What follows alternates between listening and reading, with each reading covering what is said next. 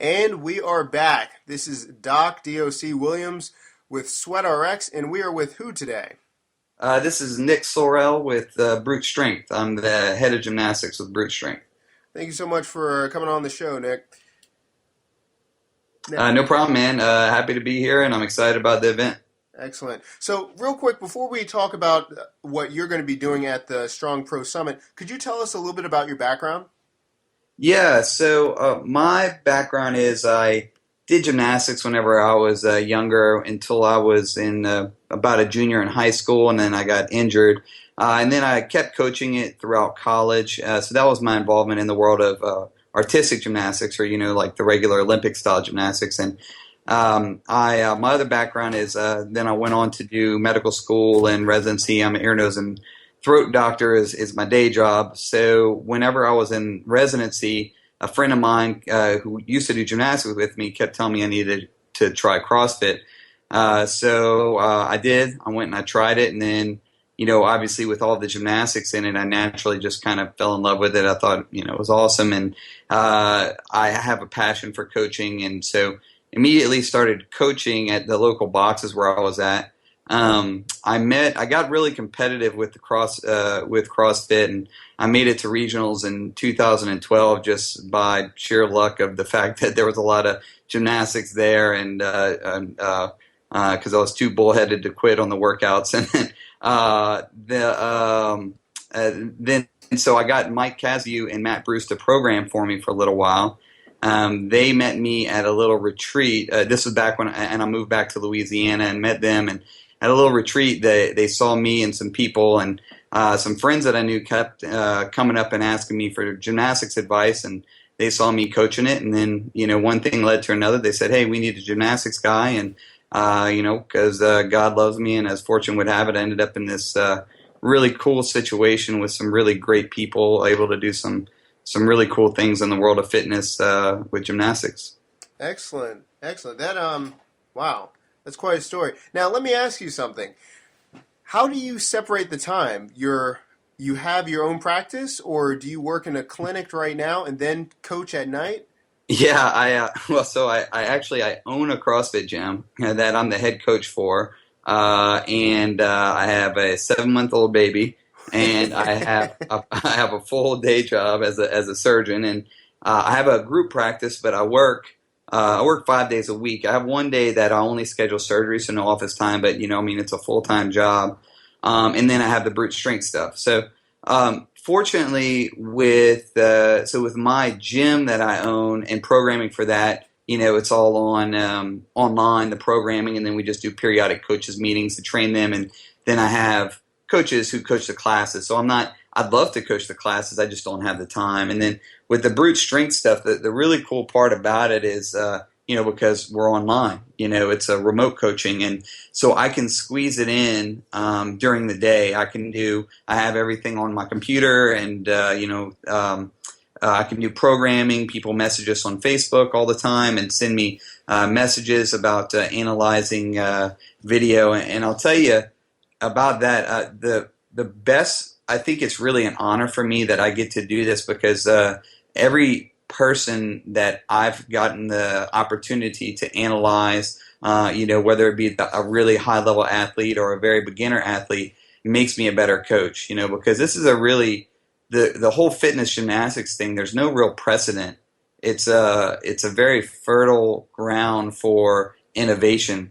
To where we're trying to figure out what is the best way to do these things, and what's the most efficient way, and what's going to make people succeed at this new sport, the new sport of fitness. And so it's really cool. And so, if it were, so I'm not in it for like the money or the recognition or anything like that. It's just, I'm mainly in it because I get to do this really cool thing with a bunch of really cool people, and innovate. And it's really, to me, it's very exciting intellectually. And you're right, it's a challenge to fit it into my usual day, but I can do it. I just have to make sure I keep my most important thing happy, which is my family at home, and make sure I keep time for them. So that's the biggest challenge. Yeah, definitely.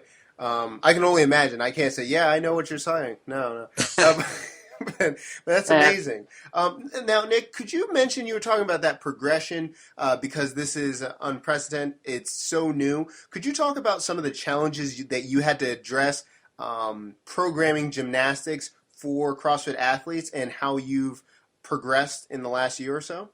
Yeah, absolutely. That's a really good question. So one thing, so on one end of the spectrum, I started to come to these realizations that people weren't succeeding in fitness gymnastics because, in part, they weren't training enough like an artistic gymnast or a traditional gymnast. Meaning, a traditional gymnast is going to progress from the absolute most basic thing, like a headstand, all the way, up to doing crazy handstand skills. And they're also going to work on basic body positions and recognizing what their bodies are doing in space because they're graded on form. Whereas on the other hand, CrossFitters, they were really only interested in the move. Like, can I do this move? And they'll show up to the gym and they want to do a handstand push-up, but they're not thinking about the basics of being able to do the components of that move, which are a headstand and a handstand.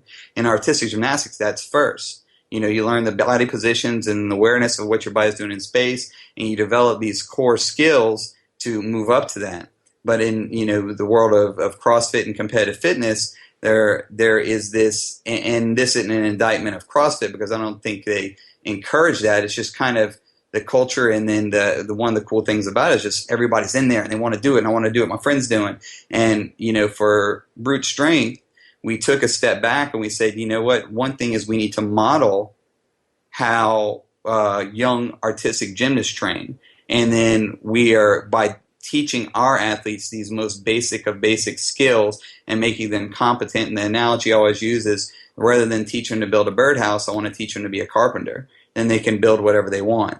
And then, but then on the other end of the spectrum, there were a lot of things that I was initially coaching saying, like for instance, a good example is a handstand push-up.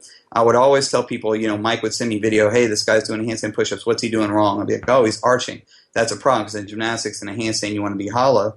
But whenever you really, I've taken in doing this, I really tried to have a lot of responsibility to myself to make sure I knew what I was talking about, because I wasn't a guy that was on the Olympic gymnastics team and, had this really good pedigree. So I said, if I'm going to tell somebody something, I don't want it to just be arbitrary. I want to know what I'm talking about. So I would review physics and biomechanics texts and then review video. And then what I found was, like with the handstand push-up example I just said, was that if you are just staying in a hollow position, you're keeping your center of gravity in front of your hands, which is a less favorable pressing position. So whenever we're talking about just efficiency and we're not graded on form, it's more efficient to go from a hollow, and then when you start to press, to arch your back, and that puts your center of gravity over your hands. And that's just one example of how I've had to try to not think like a gymnast, but think like a fitness gymnast.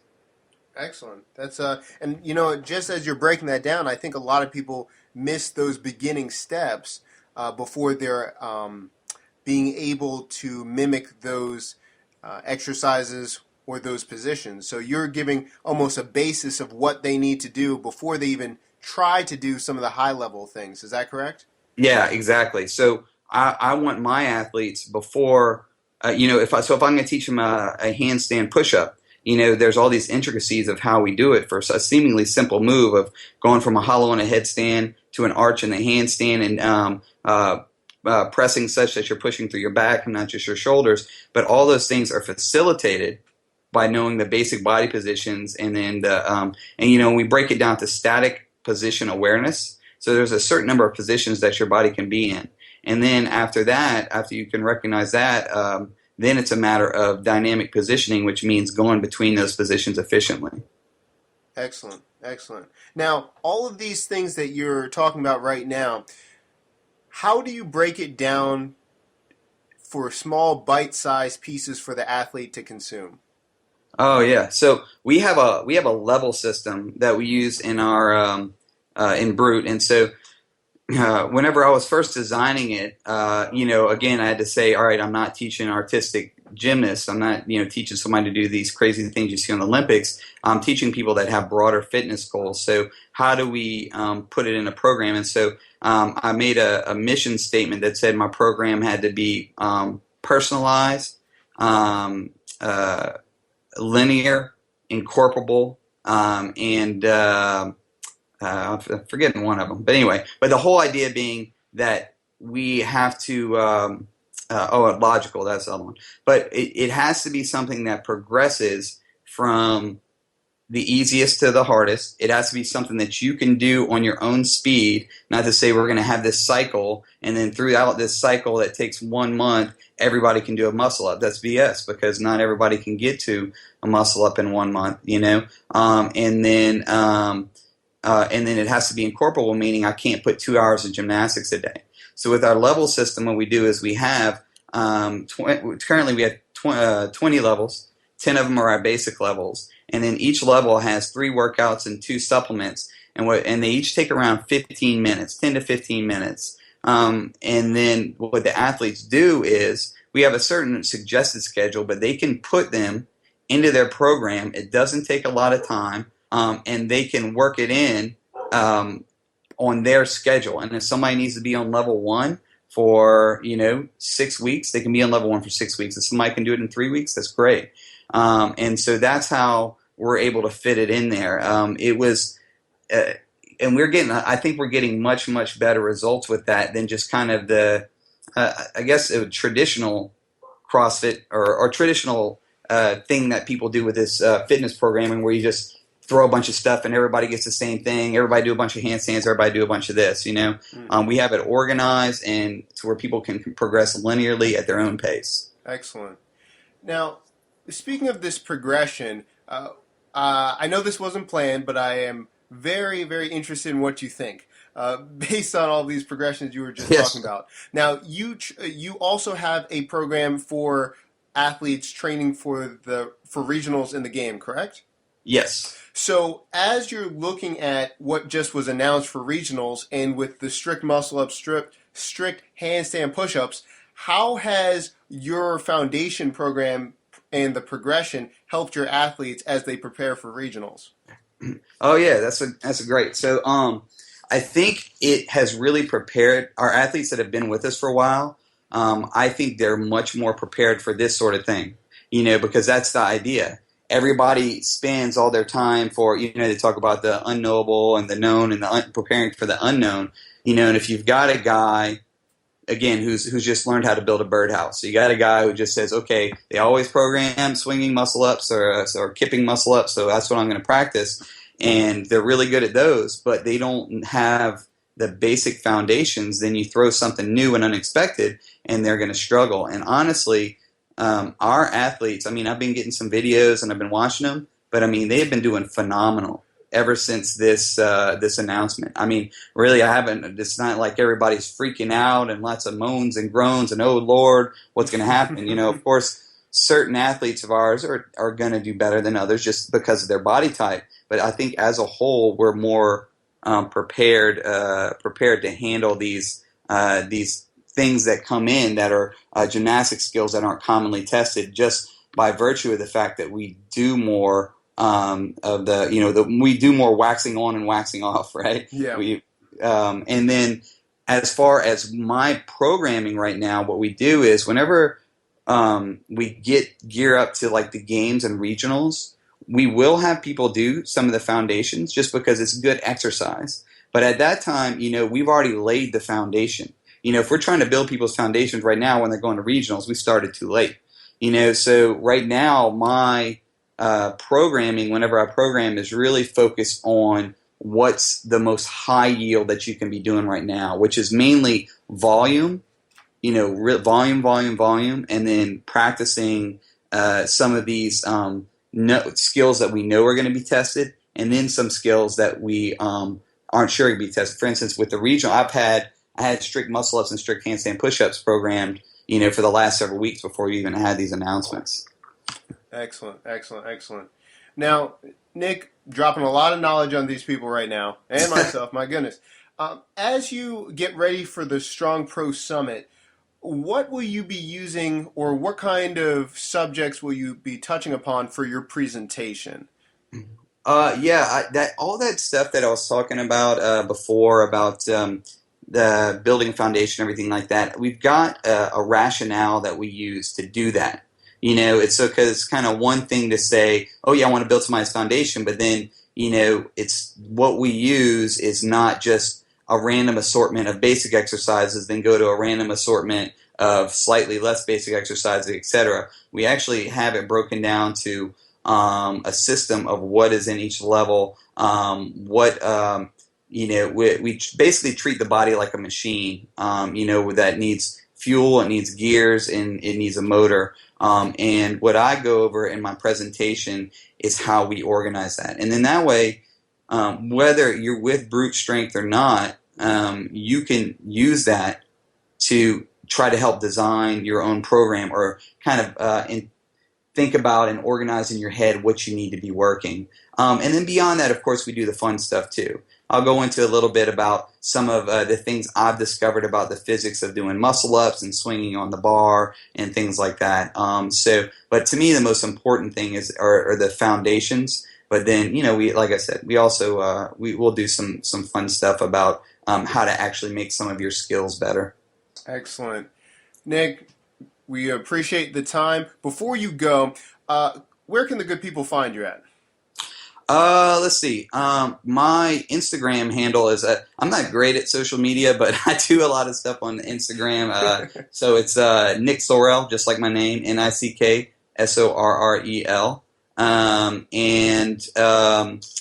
Other than that, you can contact me through the Brute Strength. Through the Brute Strength page. If you go there and you go to contact Brute Strength, honestly, I don't know the email offhand, but you can do that. There is one, gymnastics at brutestrengthtraining.com, where you can email me directly, or if you email the general info for Brute Strength, they'll always get it to me. I'm on Facebook, but I typically just use that for my own personal stuff. But yeah, either Instagram or email through the Brute Strength site is probably the best thing, or if you ever find yourself in Thibodaux, Louisiana, just start asking around. I'm around here somewhere. If you need your boogers cleaned, I do that in my day job. Pretty much anything they need, they can get. Yeah, it's whatever you need. I can cook you an omelet, whatever. I have lots of skills. Nick, have you ever had to perform surgery at the box? Just like you're there anyway, someone needs it, you just slap them up on a regular plyo box and just open them up. No. I have seen several people that have had one guy busted his head on a bar, and actually I didn't even sew it up. Somebody in the ER put the staples in it. We came by and I removed them, but I did all that in the office. And I co-own the box with a bunch of orthopedic surgeons, so it's nice for me because people are always like, "Hey man, this is wrong with my leg, or this is wrong with my arm," and I'm like, "Yeah, all right, man, far out. I'm going to send you over to Dave because I'm an ear, nose, and throat. That's kind of stop below the neck, man. That's kind of not my deal." So, and we have physical therapists at our gym. I was like, "Yeah, go see, man. They'll fix you up, man. They know what they're doing." Now the real thing is, are all of these therapists? Do you all have like squares so you can take copays like while you answer the questions during the WOD? Right. That's what they need. No, dude. I'll tell you what. That's one thing I got to tell you about. The CrossFit, the culture that is created in this competitive fitness industry that's so cool is that everybody's just like one big family. At our gym, we have guys that come in and do like dry needling on people, and where and all this kind of stuff for free, and come in and just all advice for free, and see. And my partner, the orthopedic guy, he sees our athletes in their office for free, and it's just, and then people come in and whatever they fix stuff for us, and so it's really cool, man. And that's why I love being a part of it, and that's why I wouldn't have it any other way. It's just really fun, and I'll tell you, I can't say enough about Brute Strength, and that's not me, just hyping it because I have feeling allegiance because I'm a part of it, but just because it's true. The people are just so cool. I really wouldn't do it otherwise. They're just excellent friends and colleagues, and they really care about their athletes, and like I said,